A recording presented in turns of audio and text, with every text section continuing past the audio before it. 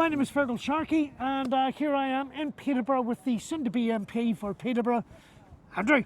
Over to you, sir.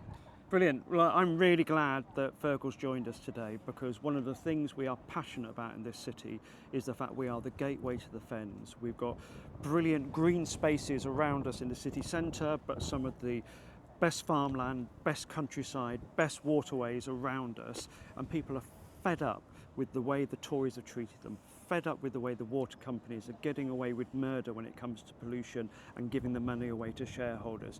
It's time to put the public back into public service when it comes to our rivers and our waterways, and there's no better champion for that than Fergal. And I'm here to talk about rip-off. The simple fact is we have been extorted, we've been lied to, we've been misled, and we've been utterly ripped off. By way of example, last year water companies spent 4.6 million hours dumping sewage into our rivers and onto our beaches. They paid themselves and their shareholders £72 billion of our money, and meanwhile we end up with rivers like this one full of sewage, to the extent that they're now failing ecologically. We've been had, we've been scammed, and it's time to stop it. And it all stops on Thursday when we get to elect this man MP and elect a Labour government. Personally speaking, it's actually very straightforward. All the laws required are there, all the legislation is there, all the rules and regulations are there. We simply need a government that's got the determination, the will and the ambition to put a stop to it, to start delivering the service that we've already paid for, which we have, and making sure that these companies, the directors, are held to account and they start delivering on the commitment they made to us all 33 years ago when they took these companies on.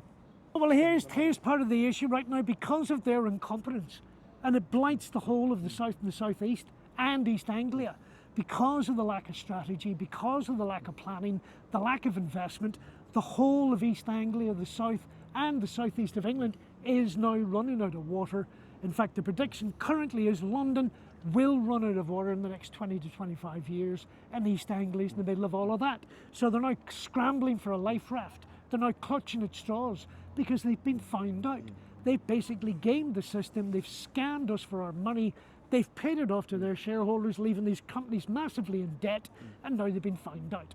Look, water is so incredibly important to Peterborough and the Fenlands, whether it's Anglian water and our waterways, whether it's running out of water, or whether it's our drainage boards and the investment we need to protect ourselves from flooding as well as water loss.